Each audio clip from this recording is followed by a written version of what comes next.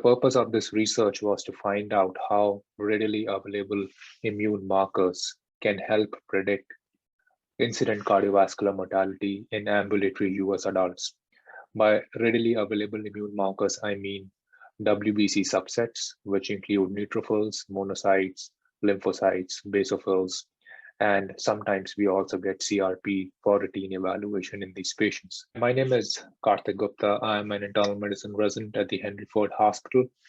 I'm presenting my research, which is titled Relative Predictive Value of Circulating Immune Markers in US Adults Without Cardiovascular Disease, Implications for Risk Classification. This research is going to be published in Mayo Clinic Proceedings, July 2021. In this research, we found that all these markers carry independent prognostic significance to predict CV mortality. And among all these, we were surprised to find out that monocyte-lymphocyte ratio, that is the absolute number of monocytes divided by the absolute number of lymphocytes, carries more prognostic value as compared to CRP in both time to event analysis as well as logistic analysis. And this is after adjustment for other variables. We found out that patients who have MLR of more than 0.3, that is the cutoff we found out, have an increased risk of cardiovascular mortality by 36%. And this is even after adjusting for non-cardiovascular mortality, we found out they have a higher risk of death. We then tried to investigate if adding an inflammatory marker in the ASCVD model. So the ASCVD model is a risk prediction equation, which gives us a 10-year data to assess how our patient is going to fare in terms of cardiovascular morbidity or mortality. We found out that it can significantly improve the risk classification of patients, and it is a better marker than CRP. So in a nutshell, most of our research now is looking at CRP as an inflammatory marker in patients who have cardiovascular disease. We propose through this research that MLR might be a better marker and you don't need any other tests.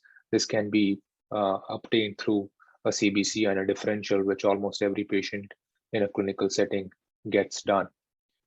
Research right now has already shown that reduction in inflammation can help prevent some of the cardiovascular risk in patients who already have a cardiovascular disease.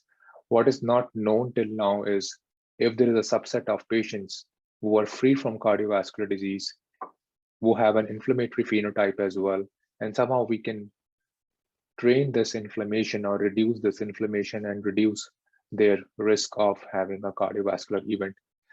Monocyte-lymphocyte ratio might be one of that markers which can help pick up a phenotype of patients free of cardiovascular disease who have an increased inflammation, and somehow they can be recruited in a clinical trial to see if all the therapies we have for reducing inflammation work in reducing the risk.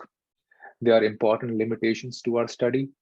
The inflammatory markers were assessed only at a single time, and they were not serially measured. So even though we can say there is an association, but to inform causality, we need more continuous data.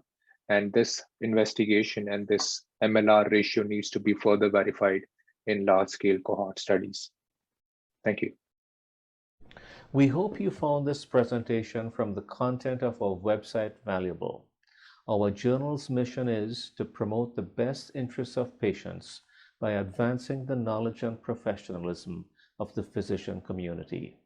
If you are interested in more information about us, our homepage is www.mayoclinicproceedings.org. There you'll find access to information for our social media content, such as additional videos on our YouTube channel or journal updates on Facebook. You can also follow us on Twitter. More information about healthcare at Mayo Clinic is available at www.mayoclinic.org. This video content is copyrighted by Mayo Foundation for Medical Education and Research.